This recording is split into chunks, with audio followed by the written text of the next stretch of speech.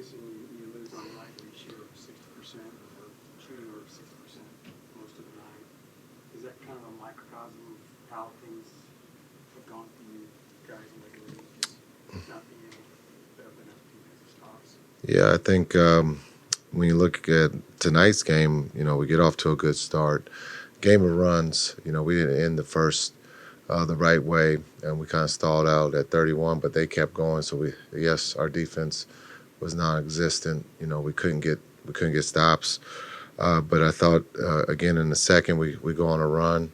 Offensively, as you brought up, we shoot 61%. So it wasn't the offensive side of the ball; it was the defensive side of trying to get stops. If we did, we would throw it away. So we just got to do a better job of taking care of the ball after we do get the stop. But again, when you look at the three guys, Timmy, Kai, and Luka, offensively they were great. They kept us in the ball game. We just didn't get any production from the bench tonight. Did you think the defensive effort was good enough? Well, I think at times it was good. To start the half, start the first and start the half, I thought it was at a high level. We got stops, so we made shots, we shared the ball, but in between there, we weren't connected, we weren't getting stops. You look at the three, we couldn't take the three away. Their 3-point shooters were making them, and then if we couldn't get the rebound, they were getting another look at it. And so in this league, when you give up second or third opportunities, they're going to make them, and they did that tonight. As we talked about, with Bam out, we said that, Jimmy was going to, control the game, and he did that tonight.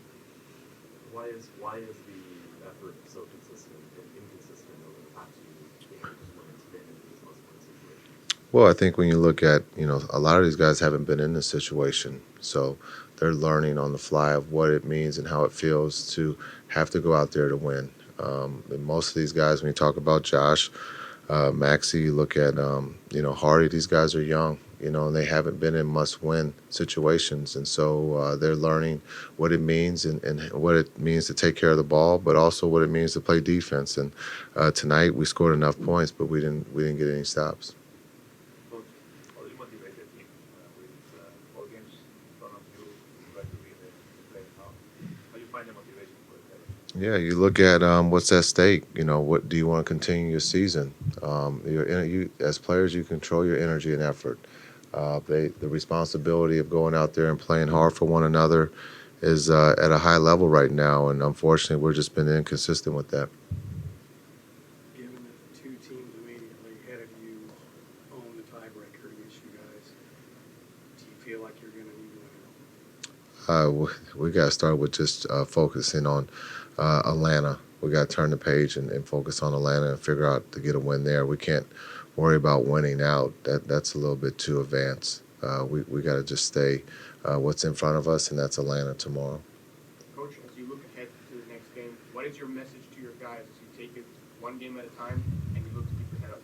Yeah, I think when you talk about just play your role, do the best that you can. Understanding effort and energy is the one thing you can control.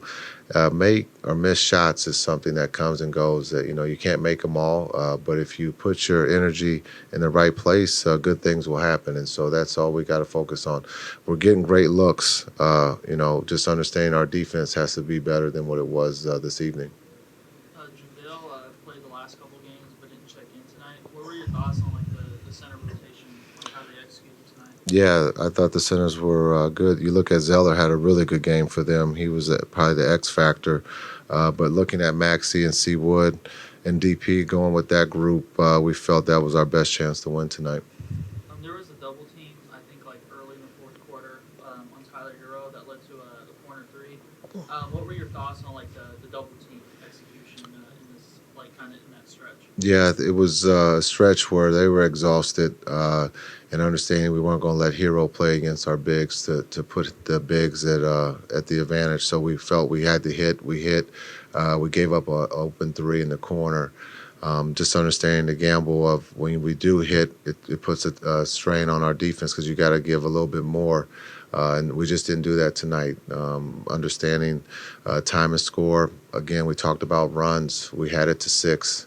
And then they take it to 11. We take the timeout.